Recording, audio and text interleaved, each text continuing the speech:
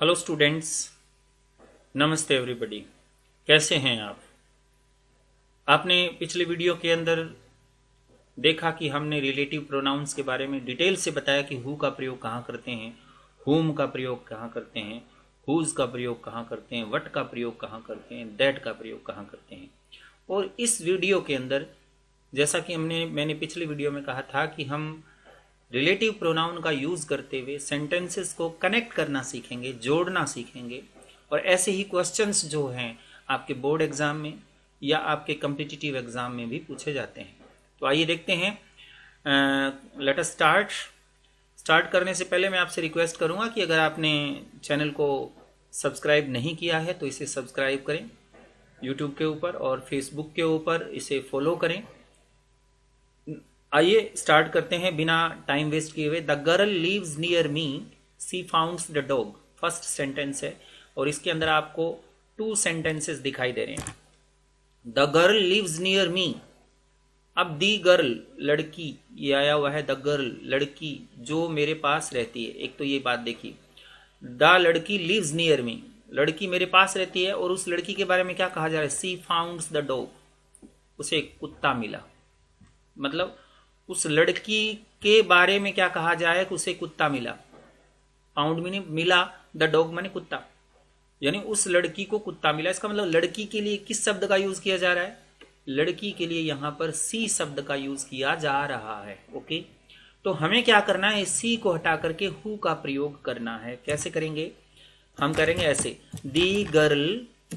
अब सी को हटा दो, पूरा सेंटेंस यहां ले आओ, यानी इस सी को यहां से हम गायब कर देंगे। ठीक है ना? इस सी को यहां से गायब कर देंगे और क्या करेंगे? इसकी जगह क्या लगा देंगे? क्योंकि क्योंकि क्योंकि पर्सन के लिए क्या आता है? Who, the girl who. अब ये देखो सी क्या है? सब्जेक्ट है और बाकी सेंटेंस वैसा का वैसा। फाउंड, हु, फाउंड, फाउंड्स नहीं है, फाउंड है, sorry. The girl who found the dog. Okay, the girl who found the dog. अब जो बाकी सेंटेंस बचा कौन सा? लिव्स नियर मी, वो आगे लिख दीजिए, वो आगे लिख दीजिए। लिव्स, लिव्स नियर मी हो गया। The girl who found the dog lives near me. तो ये क्या हो गया? The girl who found the dog lives near me. ये हमने क्या किया? हु का प्रयोग करते हुए इसको जोड़ दिया। तो आपको जब पूछेगा तो क्या पूछेगा? इन दोनों सेंटेंसेस को हु का यूज करते हुए दोबारा लिखिए। तो इस तरीके से आपको पूछा जाता है। ऐसे ही अपने क्या करेंगे? अगला सेंटेंस देखिए, the boy.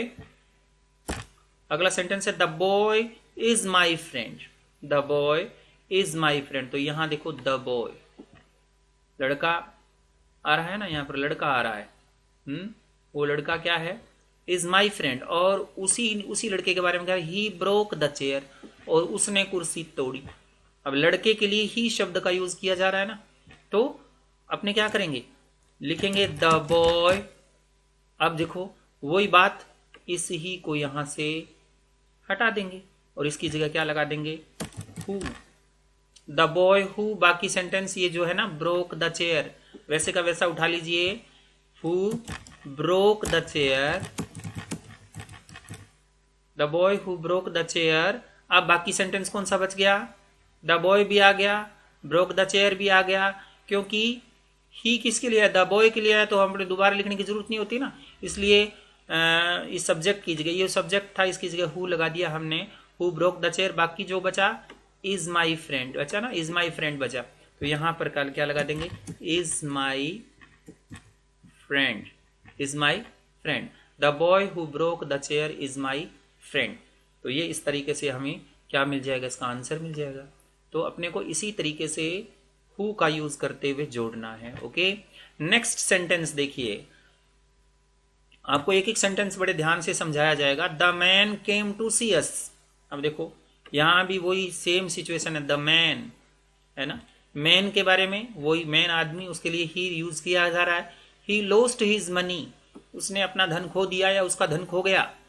Came to see us, तो अपने देखिए कैसे बनाएंगे इसको, है? इसको ऐसे बनाएंगे, द मैन अब ही को हमें क्या करना है, हटाना है। पहले वही बात मैं बता रहा हूं, इस ही को क्या करना है, हटाना है, और इसकी जगह क्या लगाना है, हु, क्योंकि ये सब्जेक्ट है।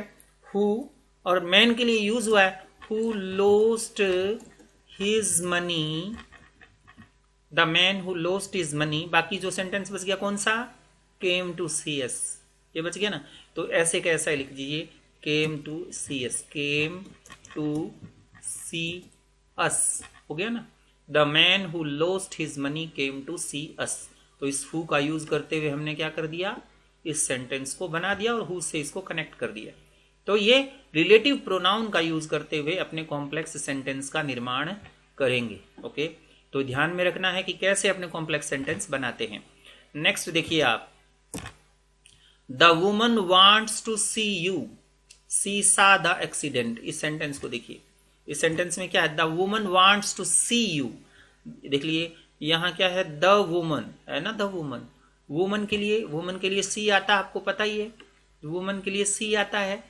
तो अपने को क्या करना है, या तो सी लगाएंगे या वुमन लगाएंगे।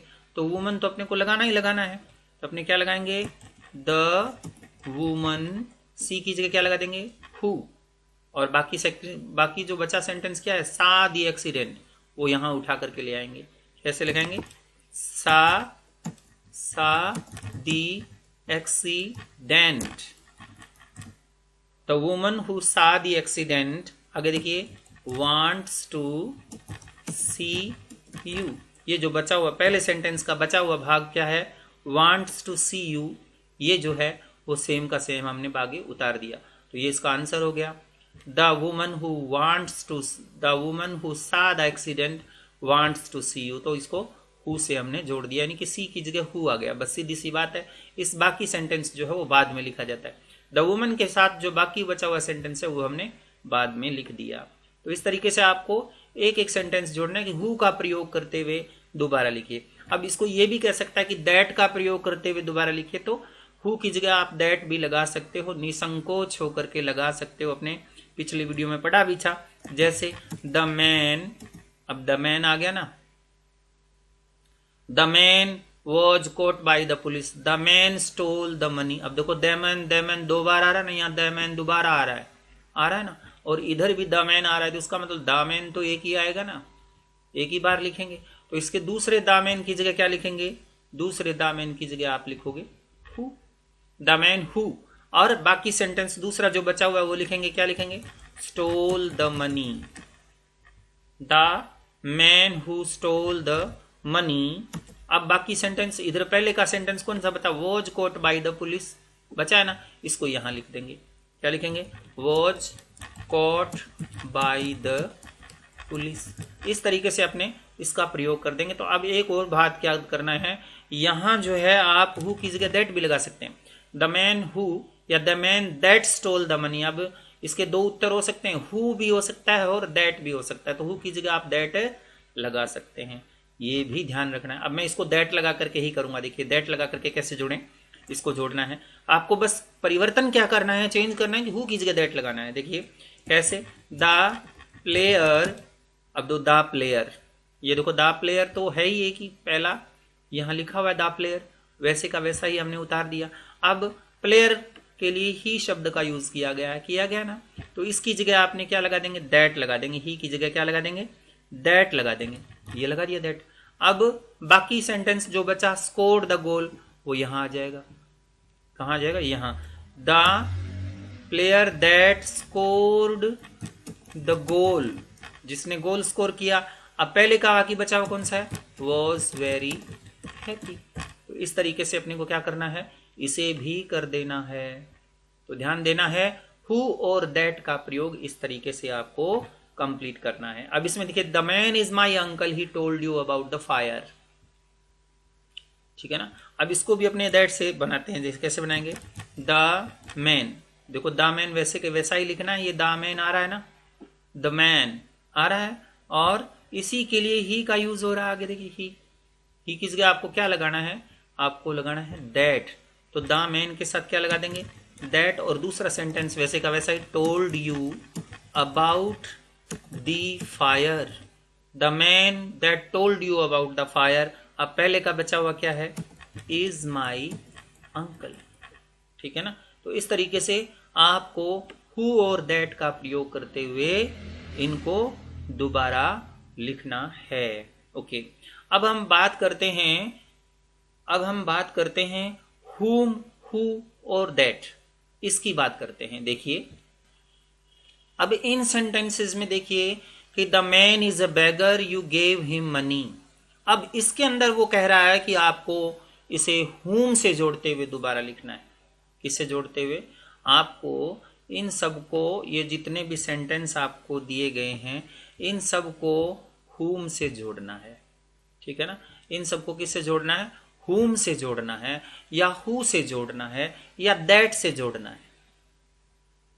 तो आप कैसे जोड़ेंगे? देखिए whom से जोड़ने का तरीका क्या है। अब देखिए पहला सेंटेंस है द मैन। अब देखो द मैन आ गया ना, यहाँ द मैन। अब द मैन के बारे में, ये जो आदमी है, द मैन इज ए बेगर, यानी आदमी जो है वो भिखारी है, वो आदमी भिखारी है, वो आदमी, द मैन इज ए बेगर का अर्थ होता है वो आदमी भिखारी है। ठीक है ना। अब इसके अंदर आपको क्या दिया है? यू गेव हिम मनी, उस आदमी के बारे में बता रहा है कि जिसको आपने धन दिया था। तो यहां पर ये हिम जो वर्ड है वो किसके लिए यूज हो रहा है? ये हिम जो वर्ड है वो इस आदमी के लिए ही यूज हो रहा है। ठीक है ना। हिम जो वर्ड है वो किसके लिए यूज हो रहा है? आदमी के लिए यूज हो रहा है। The man, the man. अब आपको क्या करना है? इस हिम को हटा देना है यहां से, और ऑब्जेक्ट की जगह पर, क्योंकि आपको सब्जेक्ट की जगह तो खाली है नहीं, यहां पर यू लिखा हुआ है, इसका मतलब हु तो आ नहीं सकता। तो आप यहां क्या आएगा? whom, the man whom। अब बाकी बचा क्या? यू गेव मनी, यानी हिम को छोड़ दिया, बाकी क्या बचा? You gave money, the man whom you gave money. और इधर वाले सेंटेंस में क्या बच रहा है? Is a beggar. तो यहां क्या आ जाएगा? इज ए बेगर। आ गया ना। The man whom you gave money is a beggar. तो इस तरीके से हमने क्या किया? ये जो यू गेव मनी है ना, यू गेव मनी, ये यहां जोड़ दिया है। ठीक है ना। यू गेव मनी यहां उठा लाए, और इस सेंटेंस का बाकी वाला, पहले सेंटेंस का बाकी हिस्सा बाद में लिख दिया, और हिम को यहां से हटा दिया। तो यहां पर whom किसकी जगह यूज हो रहा है? देखो सब्जेक्ट यहां पर है, वर्ब यहां है, ऑब्जेक्ट हिम है, हिम की जगह आप whom से इसको जोड़ रहे हैं, और हिम क्या है? यहां पर ऑब्जेक्ट है। तो ऑब्जेक्ट की जगह पर आप इसको जोड़ सकते हैं, किसको? whom को। ओके, ऐसे जोड़ेंगे। The girl is my daughter, you teach her. The girl is my daughter, you teach हर। अब देखिए यहां पर द गर्ल, यहां पर आपके पास द गर्ल लिखा हुआ, वो लड़की मेरी बेटी है। यू टीच हर। अब ये हर जो वर्ड है, ये वर्ड जो है ये किसके लिए आ रहा है? हर लड़की के लिए तो आ रहा है। ये दी गर्ल के लिए ही तो हर आ रहा है। ठीक है ना। तो गर्ल के लिए हर आ रहा है, तो इसका मतलब क्या करना है आपको? आपको करना है द गर्ल, लिख दिया। अब इस हर को हटा देंगे, और हमें क्या जोड़ देना है? whom। और ये यू टीच जो वर्ड है बच गया ना, ये इसको उठा करके यहां ले आएंगे, तो यहां क्या आ जाएगा? You teach. The girl whom you teach. हर की जगह आपने क्या लिख दिया? whom लिख दिया। हर की जगह आपने क्या लिख दिया? whom लिख दिया, हर को हटा दिया। The girl whom you teach, क्योंकि whom किसकी जगह आता है? ऑब्जेक्ट की जगह आता है। तो the girl whom you teach. अब बाकी क्या बचा? Is my daughter. The girl whom you teach is my daughter. तो इस तरीके से आपको क्या करना है? whom का यूज करते हुए इसे दोबारा लिखना है। द गर्ल, अभी whom को कई बार छोड़ा भी जा सकता है, the girl you teach is my daughter, ये भी कह सकते हैं। ठीक है। The girl that you teach is my daughter, ये भी कह सकते हैं। तो ये भी आपको याद रखना है। ठीक है ना। इस तरीके से अपने दैट का यूज भी इसकी जगह कर सकते हैं। ओके, नेक्स्ट देखिए, आपका जो नेक्स्ट सेंटेंस है वो कौन सा है? देखो ये सेंटेंस आपका नेक्स्ट सेंटेंस है। The boy is very poor. The boy is, इस सेंटेंस को ध्यान से देखना है। The boy is very poor, she gave him some money.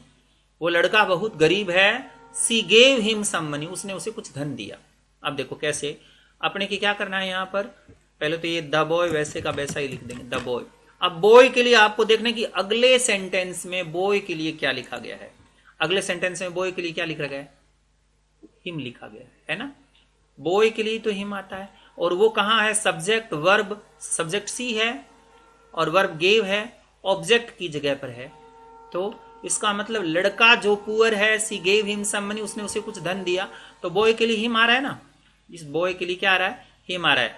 तो द बॉय, अब हिम की जगह क्या लगाएंगे? हुम।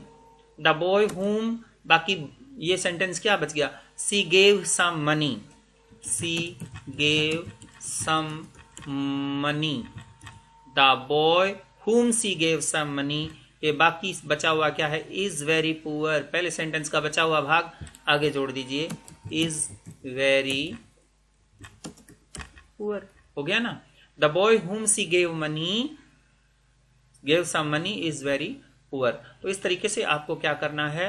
हुम का प्रयोग करते हुए इसको हम दोबारा लिख देते हैं। और हुम का प्रयोग कहां करते हैं आपको पता ही है, ऑब्जेक्ट की जगह पर हुम लगाते हैं।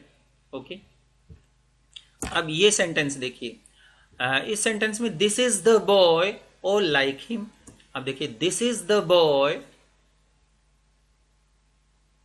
This is the boy all like him. अब देखो, दिस के लिए कुछ नहीं है यहां पर, इस बॉय के लिए, इस बॉय के लिए क्या आ रहा है? बॉय के लिए हिम शब्द आ रहा है ना। बॉय के लिए हिम, बॉय के लिए हिम आ रहा है, तो इस हिम को यहां से हटा देंगे, ठीक है ना। कैसे लिखेंगे? दिस इज द बॉय हुम ऑल लाइक, जिसको सारे पसंद करते हैं। तो बॉय के लिए अपने क्या लगा? हिम की जगह पर हुम आ गया और वो बॉय के लिए आ गया। यहां भी देखिए, लाइक क्या है? वर्ब है और उसके बाद ऑब्जेक्ट हिम है ना। तो ऑब्जेक्ट की जगह आपको हिम लगाते हैं। This is the boy that all like, इस तरीके से भी आप कर सकते हैं इसको। तो आप इस तरीके से इसका यूज करेंगे। तो यहां पर हुम का प्रयोग आपको मैंने बताया। आप देखिए, आप इसका प्रयोग कैसे करेंगे इस सेंटेंस में। देखिए, the man is my friend you met him. देखो, यहां पर भी हिम आ रहा है, हिम आ रहा है ना। और किसके लिए आ रहा है? आदमी के लिए आ रहा है। द मैन, मैन के लिए आ रहा है ना हिम, मैन के लिए हिम आ रहा था। The man is my friend, वो आदमी मेरा मित्र है जिससे तुम मिले थे। तो इसका मतलब यहां क्या लगाएंगे? अपने ये लगाएंगे द मैन, और हिम की जगह आपको क्या लगाना है? हुम लगाना है। द मैन हुम। अब बाकी क्या बचा? यू मेट, ये इधर बच गया ना, यू मेट। ये यू मेट उठा करके दूसरे वाले सेंटेंस का पार्ट पहले ले आए। The man who you met, ये ले आए, ठीक है ना। द मैन यू मेट ये पहले ले आए। अब क्या आएगा? इज माई फ्रेंड, पहले वाले का भाग लास्ट में लिख देते हैं। The man whom you met is my friend. तो इस तरीके से आपको क्या कर देना है? इसका यूज कर देना है। ओके, तो ध्यान देना है कि हुम का प्रयोग अपने कैसे करेंगे सेंटेंस को जोड़ने में। अब इस सेंटेंस में देखिए, the writer was the only person, the writer was the only person, the conductor took him very friendly. लेखक ही एक ऐसा व्यक्ति था, कंडक्टर ने उसे बड़ा दोस्ताना समझा। तो किसे समझा? हिम, उसे समझा।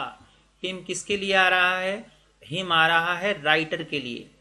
तो लेखक को ही उसने सही समझा था, तो अपने क्या लगाना है? वही तरीका, द राइटर। अब ये हुम हटा दीजिए वहां से, हुम को आप वहां से हटा दीजिए। तो द राइटर हुम। अब हुम के बाद में दूसरे सेंटेंस का बचा हुआ पार्ट कौन सा है? The conductor took very friendly was the only person. The writer whom the conductor took very friendly was the only person, ठीक है ना। तो इस तरीके से आपको क्या करना है? इसको हुम से जोड़ते हुए दोबारा लिखना है।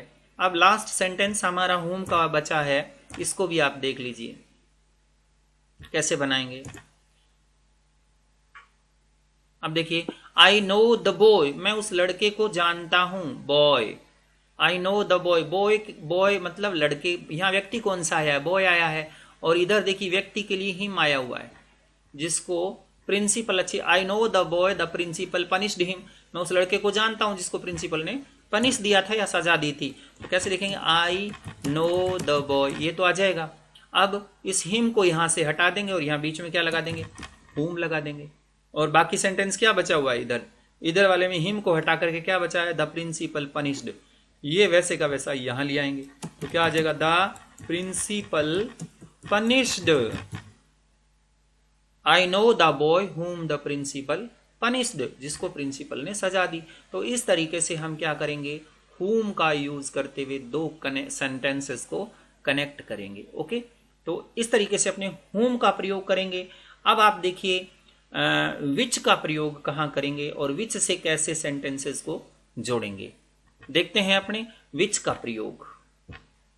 तो देखिए ये आपको सेंटेंसेस दिए गए हैं, the boat is still at the bottom of the river, it sank yesterday. अब ये कह रहा है कि इसको विच से जोड़ते हुए दोबारा लिखिए। विच से कैसे जोड़ेंगे, विच का आपको मैंने बताया था पिछले वीडियो में कि विच का प्रयोग जो है हम किसके लिए करते हैं, एनिमल्स के लिए करते हैं, जानवरों के लिए करते हैं, या जो नॉन लिविंग थिंग्स होती है यानी लाइफलेस जो थिंग होती है, या यूं कहें कि निर्जीव वस्तुओं के लिए इसका यूज करते हैं। तो देखिए यहां पर द बोट लिखा हुआ है, निर्जीव वस्तु है ये नाव, है ना। The boat is still at the bottom of the river, नाव अभी भी नदी के पेंदे में है। इट सैंक यस्टरडे, ये कल डूब गई थी, कौन डूब गई थी, यह। ये इट शब्द किसके लिए आया है, ये भी तो नाव के लिए आ गया, ये नाव के लिए आया है। तो अपने को क्या करना है, इट को यहां से हटा देना है। तो कैसे लिखेंगे, द बोट, और जो इट हटाया उसकी जगह क्या लगा देंगे, विच। बाकी बचा हुआ सेंटेंस क्या है, सैंक यस्टरडे बचा हुआ है ना, इसको यहां ले आओ, द बोट विच सैंक यस्टरडे आ गया। अब पहले का बचा हुआ क्या है, is still bottom of the river, ये बचा हुआ है ना, इसको यहां लिख लीजिए, is still at the bottom of the river, यानी द बोट विच सैंक यस्टरडे, नाव जो कल डूबी थी वो अभी भी नदी के पेंदे पर है। तो आ गया ना समझ में। इस तरीके से अपने को क्या करना है, विच का प्रयोग करना है निर्जीव वस्तु के लिए या जानवरों के लिए। ओके, नेक्स्ट सेंटेंस आप देखिए। नेक्स्ट सेंटेंस है the car was badly damaged, है ना। The car was badly damaged, car ये भी निर्जीव वस्तु है, देखिए ध्यान से, और इसको विच से प्रयोग करना है। यहां पर क्या लिखा हुआ है, इट। कार जो है बुरी तरह से टूट गई, डैमेज का मतलब टूट गई। इट हिट द ट्रक, क्योंकि इसने ट्रक के टक्कर मारी थी, इट। तो इट किसके लिए आया, कार के लिए आया, तो इट की जगह आप वही करेंगे, क्या करेंगे, द कार, इट की जगह लगा दो विच, और बाकी बचा हुआ सेंटेंस क्या है, हिट द ट्रक, ये लिख दीजिए विच के बाद, विच हिट द ट्रक, हो गया। अब बाकी पहला सेंटेंस में क्या बचा हुआ है, वॉज बैडली डैमेज्ड बचा हुआ है ना, तो ये यहां लिख दीजिए, वॉज बैडली डैमेज्ड। परीक्षा में आपको बिल्कुल बिना घबराए आपको इस तरीके से लिख देना है। कार लिख रहा है, निर्जीव है, और निर्जीव के लिए इट आता है, और इट को हटा दीजिए, तो इसको हटा दीजिए। The car which hit the truck was badly damaged, वो कार जो ट्रक से टकराई वो पूरी तरह से टूट गई है। तो इस तरीके से आपको ये काम करना है। ओके, अगला सेंटेंस आप देखिए। अभी सेंटेंस में आपको निर्जीव वस्तु नहीं दिखाई दे रही है, आपको एनिमल दिखाई दे रहा है। द डॉग दिखाई दे रहा है ना, द डॉग कुत्ता दिखाई दे रहा है। The dog had been chained up, यानी डॉग को बांध लिया गया, कुत्ते को बांध लिया गया। अभी कहता है इट बिट हिम, उसने उसको काट लिया। इट, फिर इट आ रहा है ना, तो इस इट की जगह क्या लग जाएगा, आपको पता है, इस इट की जगह विच लगा देंगे, तो आ जाएगा द डॉग विच। अब इट की जगह विच लगा दिया, और ये पूरा का पूरा वैसे का वैसे ही लिख देंगे। कैसे लिखेंगे, विच बिट हिम यस्टरडे, विच बिट हिम यस्टरडे। अब पहले सेंटेंस का बाकी हिस्सा क्या है, हैड बीन चेन्ड अप, ये यहां लगा दो, क्या लगाएंगे, हैड बीन चेन्ड अप, हो गया ना। The dog which bit him yesterday had been chained up. तो इस तरीके से आपको ये सेंटेंस भी कंप्लीट कर देना है विच का प्रयोग करते हुए। ओके, अब नेक्स्ट सेंटेंस देखिए। नेक्स्ट सेंटेंस में आपको दिख रहा है the tree was very big, दिख रहा है ना, the tree was very big it fell on their house, लिखा हुआ है। तो देखिए ट्री मीन्स पेड़, ये भी निर्जीव वस्तु तो नहीं कह सकता हूं मैं, एनिमल भी नहीं कह सकता हूं, वैसे निर्जीव के अंदर ही लेते हैं। पेड़ पौधे के लिए भी इट का ही प्रयोग करते हैं, ध्यान देना। तो the tree was very big, पेड़ बहुत बड़ा था, ये घर पर गिर गया तो इट किसके लिए आया, पेड़ के लिए तो आया है। तो अपने क्या करना है, द ट्री, वही सेंटेंस वो इसी तरीके से द ट्री, अब अपने क्या करना है, इट की जगह विच लगा करके बाकी सेंटेंस क्या बचा हुआ है, फेल ऑन देयर हाउस, ये बचा हुआ है। तो अपने को क्या लगाना है, fell on their house, fell on their house, the tree which fell on their house. अब आपको लिखना है वॉज वेरी बिग, ओके। इस तरीके से आपको वॉज वेरी बिग, ये पहले सेंटेंस का हिस्सा जो बचा वो लास्ट में लिखना है। तो इस तरीके से आपको इस विच का प्रयोग कर देना है। अब नेक्स्ट सेंटेंस देखिए आप, नेक्स्ट सेंटेंस में लिखा है the dress was very nice. Dress माने पोशाक, ड्रेस मीन्स होता है पोशाक, और यहां वॉज वेरी नाइस, पोशाक बहुत सुंदर थी। सी मेड, अब लिखा है इट लास्ट वीक, इस इट को हमें हटाना है। क्यों हटाना है इसको, क्योंकि ये इट किसके लिए आया है, ये इट आया है ड्रेस के लिए, आया है ना। तो इस इट को हटा करके वैसे ही लिखना है जैसे पहले लिख रहे थे, द ड्रेस विच। अब विच लगाने के बाद में ये बाकी जो बचा हुआ सेंटेंस वो लिख दो, she made last week, she made last week, वो ड्रेस जो उसने पिछले महीने बनाई थी। अब पहले सेंटेंस का बाकी बचा हुआ हिस्सा याद रखना है, हमेशा बाद में लिखना है। क्या लिखना है, वॉज वेरी नाइस, हो गया। तो इस तरीके से आपको विच का प्रयोग करते हुए दो सेंटेंसेस को जोड़ देना है, ठीक है ना। तो अब आपको मेरे ख्याल में अच्छी तरह समझ में आ गया होगा। नेक्स्ट देखिए, the camera was very expensive, camera बहुत महंगा था। सी बॉट इट लास्ट मंथ, देखो इट यहां पर आ रहा है, जरूरी नहीं इट भी शुरू में आए, इट फिर लास्ट में आ रहा है। यहां कैमरे के लिए तो आ रहा है, कैमरा बहुत महंगा था, उसने उसे पिछले महीने खरीदा था। तो देखिए कैसे बनाएंगे, द कैमरा, अब कैमरे के लिए विच आता है, सीधी सी बात है, निर्जीव वस्तु के तुरंत बाद विच लगाएंगे, और बाकी बचा हुआ सेंटेंस दूसरा जो वो लिख देंगे। कैसे लिखेंगे, she bought last month the camera which she bought last month, क्या लिखो आगे, वॉज वेरी एक्सपेंसिव, यानी पहले सेंटेंस का बाकी बचा हुआ हिस्सा बाद में लिख देंगे। तो the camera which she bought last month was very expensive. तो इस तरीके से एक सेंटेंस बन जाएगा, दो सेंटेंसेस का, ओके। अब इसमें भी आप देखो, the grass was green the cows were eating it, यानी घास हरी थी, गायें इसे खा रही थी। अब ये इट लास्ट में आया, जरूर नहीं बीच में भी आ सकता है इट, और लास्ट में भी आ सकता है। और ये इट आए किसके लिए आया, घास के लिए तो आया है, घास जिसको गायें खा रही थी। The grass was green, the grass was green लिखा है, द ग्रास वॉज ग्रीन, और the cows were eating it. तो यहां पर दी बड़ा था, एक सेंटेंस बनाना है इसका, कैसे बनाएंगे, तो द ग्रास, अब क्या करेंगे, which, the grass which the cows were eating, which the cows were eating, जिसे गायें खा रही थी, हैं। अब लिखेंगे वाज ग्रीन, पहले सेंटेंस का लास्ट हिस्सा। तो ये द काउज वर ईटिंग ये पहले आ जाएगा विच के तुरंत बाद, और पहले बाद में क्या, वाज ग्रीन जो बचा हुआ हिस्सा है पहले सेंटेंस का वो लास्ट में लिख देंगे। तो इस तरीके से आपको विच का प्रयोग करना है निर्जीव वस्तु के लिए और किसके लिए, निर्जीव वस्तु के लिए और जानवरों के लिए, ओके। आगे देखिए, अब देखिए ये सेंटेंसेस आपको दिए हुए हैं, इन सेंटेंसेस में ये क्या कह रहा है कि ये कह रहा है इसको भी आपको विच से जोड़ना है, यानी दोनों सेंटेंसेस को विच से जोड़ना। पहले वाले सेंटेंसेस को भी हमने विच से जोड़ा, इन सेंटेंसेस को भी विच से जोड़ना है। लेकिन आपको क्या करना है, बड़े ध्यान से जोड़ना है, क्योंकि इस सेंटेंसेस में एक ना एक कोई प्रीपोजिशन यहां पर आया हुआ आपको मिलेगा। तो प्रीपोजिशन का ख्याल रखते हुए आपको जोड़ना है। जैसे I don't remember the school, मुझे स्कूल याद नहीं है, मुझे स्कूल याद नहीं है। I was taught in the school, जिस स्कूल में मुझे पढ़ाया गया वो स्कूल मुझे याद नहीं है। अब स्कूल स्कूल 2 बार आ रहा है ना, आ रहा है ना। इसका मतलब क्या करना है आपको, स्कूल को 2 बार यूज नहीं करना है, दूसरे स्कूल की जगह आपको विच का प्रयोग करना है और प्रीपोजिशन नहीं हटाना है। तो कैसे, ध्यान दें, आई डोंट, सॉरी,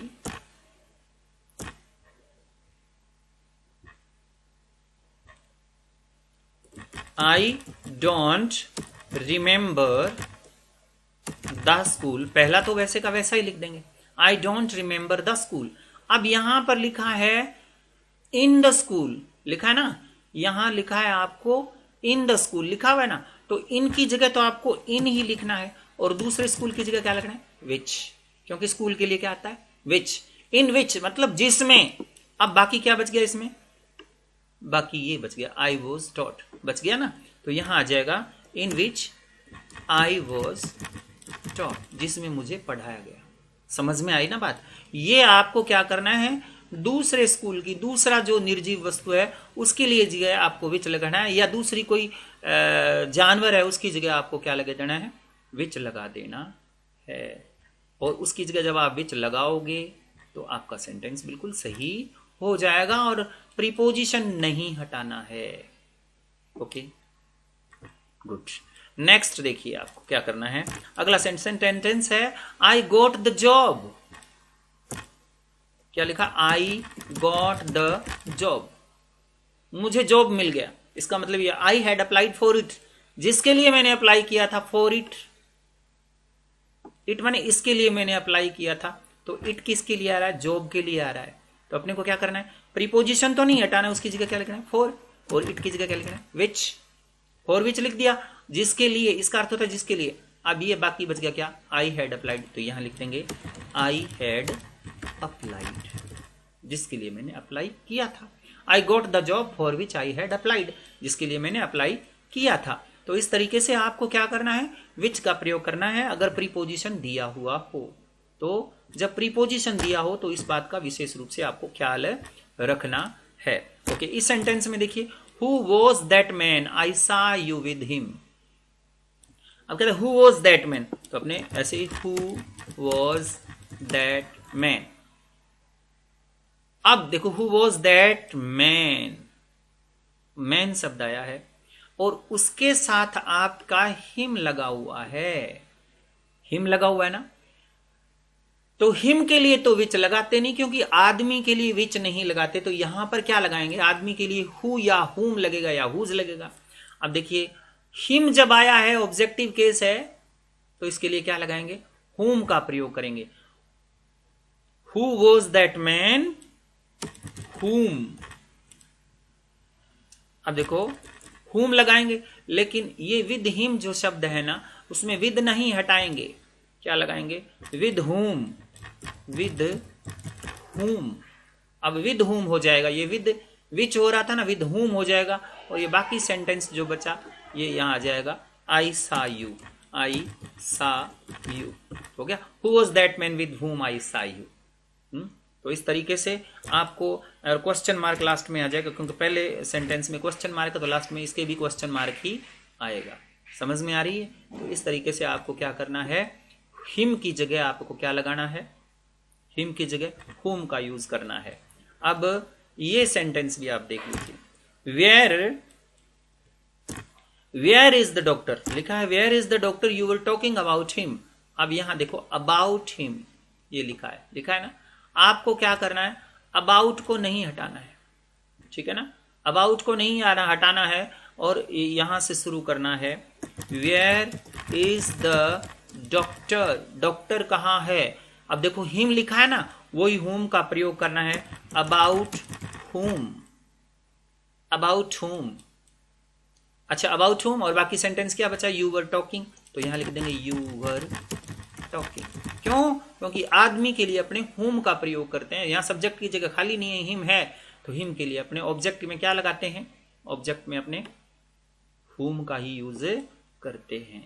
ओके, अब यहां मैं एक बात और बताना चाहता हूं आपको। इसको इस तरीके से यहां हु का प्रयोग भी कर सकते हैं, परंतु कैसे कर सकते हैं?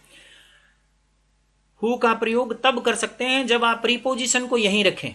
कैसे? इस सेंटेंस में देखिए, देयर इज ए कटेज, वहां एक झोंपड़ी है। ये कटेज, कटेज के लिए, कटेज मीन्स झोंपड़ी। ए सेंट लिव्स इन इट, और इसमें एक संत रहता है। तो अपने को क्या करना है, अब की बार इन जो है, इन जो है उसको वहीं रखना है। तो कैसे लिखेंगे? देयर इज ए कटेज, हो गया, देयर इज ए कटेज। अब यहां पर विच लगा देना है। यहां पर क्या लगा देना है? विच ए सेंट लिव्स, और उसके बाद in. There is a cottage which a saint live in. तो इस तरीके से भी इसका यूज किया जा सकता है। There is a cottage which a saint lives in, ठीक है ना। तो आपको इस तरीके से भी इसका यूज किया जा सकता है, ठीक है ना। और इसका ये भी यूज हो सकता है इसका कि देयर इज ए कटेज। आपको पहले वाला ज्यादा ध्यान रखना है। अब ये जो इन इट है ना, इन को वहीं रखो, और इट की जगह क्या लगा देना है? इन विच ए सेंट लिव्स, ऐसे, ठीक है ना। तो ये दो उत्तर हो सकते हैं इसके, लेकिन आपको पहले वाला उत्तर ही याद में रखना है। तो विच का प्रयोग करते हुए अपने इसका इस तरीके से प्रयोग करेंगे। ओके, अगला सेंटेंस देखिए, this is the pen I was looking for it. तो कैसे लगाएंगे? This is the pen, this is the pen, हो गया। अब यहां लिखा है जिसके लिए मैं देख रहा था, फॉर इट। फॉर इट की जगह क्या आ जाएगा? फॉर वैसे का वैसा ही, और पेन निर्जीव वस्तु है, तो इसके लिए क्या लगाएंगे? For which. और बाकी बचा हुआ क्या है? आई वॉज लुकिंग, जिसको मैं तलाश कर रहा था, हो गया ना। This is the pen for which I was looking. तो इस तरीके से आपको इसका प्रयोग करना है। अब इसमें देखिए, this is the man I was talking about him. अब this is the man, about him लिखा हुआ है। अब ये सेंटेंस आप खुद बनाइए। कैसे बनाओगे? अबाउट हिम लिखा हुआ है, यहां पर आदमी है, मैन। मैन के लिए तो विच लगाते नहीं, मैन के लिए क्या लगाते हैं? या तो हु लगाते हैं, या हुम लगाते हैं, या फिर या तो हु लगाते हैं, या हुम लगाते हैं, या फिर हुज लगाते हैं। तो यहां पर क्या लगाएंगे? This is the man, this is the man. अब यहां आप देखिए, हु भी लगा सकते हैं और हुम भी लगा सकते हैं। हु कैसे लगाएंगे? जैसे ऐसे लगाएंगे, who I was talking about. Who लगाते हो, टॉकिंग अबाउट वहां रह जाएगा। और हुम लगाना हो तो कैसे लगाएंगे? This is the man. अब ये अबाउट हुम जो मैंने पहले तरीका बताया था ना, ये अबाउट हिम की जगह क्या हो जाएगा? अबाउट हुम आई वॉज टॉकिंग, यानी पूरा का पूरा उठ करके इधर आ जाएगा। तो इस तरीके से आप क्या करेंगे, इसके अंदर विच और हुम का प्रयोग प्रीपोजिशन जब आ जाता है तो हम कैसे करेंगे, इस तरीके से अपने इसको करते हैं। और आगे के वीडियो में हम करेंगे हुज, ऑफ विच का प्रयोग, वेयर का प्रयोग, व्हाट का प्रयोग, व्हेन का प्रयोग हम कैसे करेंगे, आगे के वीडियो में देखेंगे। इसके अलावा हम आगे के वीडियो में एडवर्ब क्लासेस के बारे में भी पढ़ेंगे। बने रहिए हमारे साथ और ज्यादा से ज्यादा इस चैनल को शेयर कीजिए। Thank you very much.